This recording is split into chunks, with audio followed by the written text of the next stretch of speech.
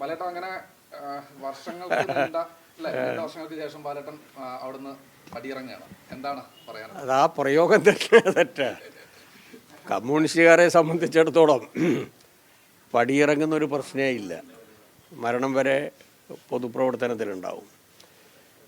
കൊല്ലത്ത് നടന്ന 24-ാം പാർട്ടി കോൺഗ്രസിൻ്റെ ഭാഗമായിട്ടുള്ള സംസ്ഥാന സമ്മേളനവും ഈ കേരളത്തിൻ്റെ മുന്നോട്ടുള്ള പുരോഗതിക്ക് നിർണായകമായ സംഭാവനയാണ് നൽകുക.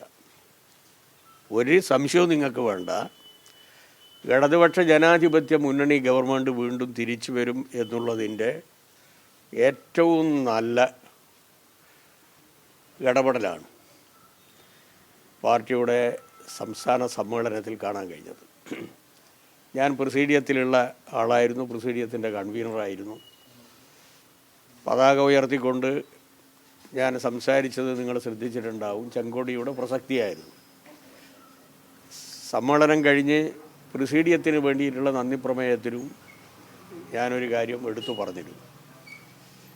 ഇത്രത്തോളം ആത്മവിശ്വാസവും അതുപോലെ തന്നെ രാഷ്ട്രീയ ഇച്ഛാശക്തിയും നൽകിയിട്ടുള്ള ഒരു സമ്മേളനവും ഇതേ രൂപത്തിൽ ഞാൻ കണ്ടിട്ടില്ല. 1978 കണ്ണൂരിൽ നടന്ന 10-ാം പാർട്ടി കോൺഗ്രസിൻ്റെ ഭാഗമായിട്ട് ഞാൻ ആദ്യമായിട്ട് പങ്കെടുക്കുന്നത്. ജലന്ധർ പാർട്ടി കോൺഗ്രസിൻ്റെ ഭാഗമായി. അന്ന് മുതൽ 10-ാം കോൺഗ്രസ് മുതൽ 24-ാം പാർട്ടി കോൺഗ്രസ് വരെയുള്ള സമ്മേളനത്തിൽ പങ്കെടുക്കാൻ കഴിഞ്ഞ ഒരാളാണ് ഞാൻ. പ്രതിനിധികളുടെ ചർച്ച എന്ന് പറയുന്നത് അസാമാന്യമായ കഴിവാണ് അവർ പ്രകടിപ്പിച്ചത്. കഴിവ് എന്ന് ഞാൻ പറയുന്നത് ഞങ്ങളൊക്കെ വിചാരിച്ചതിനേക്കാളും അപ്പുറത്തുള്ള തലങ്ങളിൽ നല്ല വിവരത്തോടു കൂടി ആത്മവിശ്വാസത്തോടു കൂടിയിട്ടാണ് 2 ചർച്ചകളിലും അവർ പങ്കെടുത്തത്. ഏതാണ്ടല്ല പ്രവർത്തന റിപ്പോർട്ടിൻ്റെ ഭാഗമായി 47 പേരും ബഹുമാനപ്പെട്ട കേരളത്തിൻ്റെ മുഖ്യമന്ത്രി അവതരിപ്പിച്ച നവകേരളത്തിനുള്ള പുതുവഴികളുമായി ബന്ധപ്പെട്ടുകൊണ്ട് 27 പേരും, അങ്ങനെ 74 പേര് ആ ചർച്ചയിൽ പങ്കെടുത്തു. പ്രധാനപ്പെട്ട പ്രമേയങ്ങൾ അവതരിപ്പിച്ചുകൊണ്ട് ഒരു 25ഓളം സഖാക്കളും പങ്കെടുത്തു. ഇതിൽ എനിക്ക് ബോധ്യപ്പെട്ട ഒരു കാര്യം വല്ലാത്തൊരാത്മവിശ്വാസം. അതായത് 2 കാര്യങ്ങളിലാണ് ഞാൻ കണ്ടത്. ഒന്ന് സംഘടനാ രംഗത്ത്, മറ്റൊന്ന് ഭരണരംഗത്ത്. സംഘടനാ രംഗത്താണെങ്കിൽ പാർട്ടിയുടെ ദൗർബല്യങ്ങൾ പരിഹരിച്ച് കേരളത്തിലെ 50% ജനങ്ങളുടെ അംഗീകാരമുള്ള പാർട്ടിയാക്കി CPM വളർത്തുന്നതിൽ, സ്വന്തം ശേഷി വികസിപ്പിക്കുന്നതിൽ അവരുടെ സംഭാവന നൽകിയിട്ടുണ്ട്.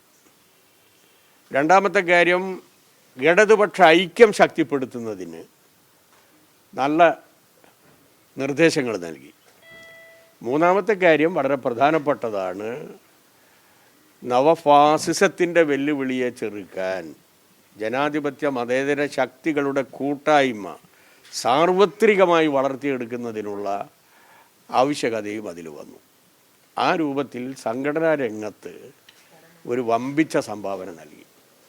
ഭരണരംഗത്താണെങ്കിൽ നവകേരളവുമായി ബന്ധപ്പെട്ടുകൊണ്ട് ബുദ്ധിമുട്ടേണ്ട ആവശ്യമില്ല, സാമ്പത്തിക പ്രശ്നമുണ്ടാകില്ല. ഇന്ന സ്രോതസ്സുകൾ വഴി നമുക്ക് സമ്പത്തുണ്ടാക്കാൻ സാധിക്കും. കേന്ദ്ര ഗവൺമെൻറ്റിൻ്റെ തെറ്റായ സാമ്പത്തിക നയങ്ങളെ ചെറുക്കാൻ ബദൽ നയങ്ങൾ ഉയർത്തിപ്പിടിച്ചുകൊണ്ട് ശക്തമായി പാർട്ടിക്ക് മുന്നേറിയാൽ ഒരു സംശയവും വേണ്ട, ഇന്ന മേഖലകൾ വഴി നമുക്ക് പണം സമ്പാദിക്കാൻ പറ്റും. അതൊരു വലിയ ആത്മവിശ്വാസമാണ് നൽകിയത്. അപ്പോൾ അവിടെ വന്ന് ചർച്ചയിൽ പങ്കെടുത്ത സഖാക്കൾ ഗ്രൂപ്പ് ചർച്ചയുടെ ഭാഗമായി രൂപപ്പെടുത്തിയ അഭിപ്രായമാണ് അവിടെ രേഖപ്പെടുത്തുന്നത്.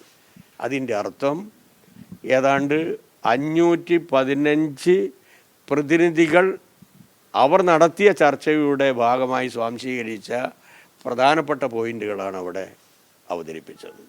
അപ്പം ഒരു നവകേരളം, ഒരു മധ്യ മുതലാളിത്ത രാജ്യത്തിൻ്റെ വികസനത്തോടൊപ്പം എത്താൻ പറ്റുന്ന ഒരു സാമ്പത്തിക വികാസം, പുരോഗതി ഈ നവകേരളത്തിൻ്റെ ഭാഗമായി ഉണ്ടാകും എന്നുള്ളത് നവകേരള സൃഷ്ടിയുമായി ബന്ധപ്പെട്ടുകൊണ്ടുള്ള പുതിയ പാതകൾ, പുതിയ വഴികൾ, ഇതുമായി ബന്ധപ്പെട്ട് ആരാധ്യനായ മുഖ്യമന്ത്രി അവതരിപ്പിച്ച രേഖയെ സപ്ലിമെൻ്ററി ചെയ്യുന്നതാണ് ഈ ചർച്ചകൾ.